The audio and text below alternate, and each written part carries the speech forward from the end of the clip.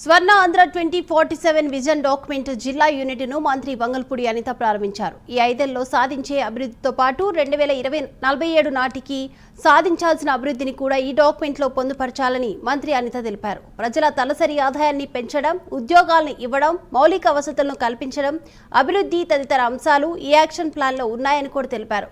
CM Chandrababu vision plan భవిష్యత్తులో గొప్ప ఫలితాలను ఇస్తుందని కూడా హోంమంత్రి అనిత అన్నారు. షైనింగ్ స్టార్స్ ప్రోగ్రామ్ కూడా ఈరోజు గౌరవ లోకేష్ గారి ఆధ్వర్యంలో ఈరోజు స్టేట్ లెవెల్ మొత్తం మీద ఈరోజు షైనింగ్ స్టార్స్ ప్రోగ్రామ్ కూడా జరిగింది.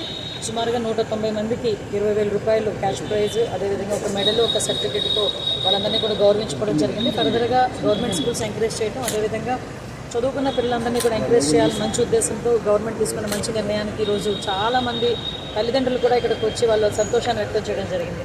నేను ఒక ఆటో డ్రైవర్ అంటే నా కూతురు వల్ల నేను ఇక్కడికి వచ్చి మాట్లాడగలుగుతున్నానని చాలామంది చాలా ఆనందంగా మాట్లాడే సందర్భం.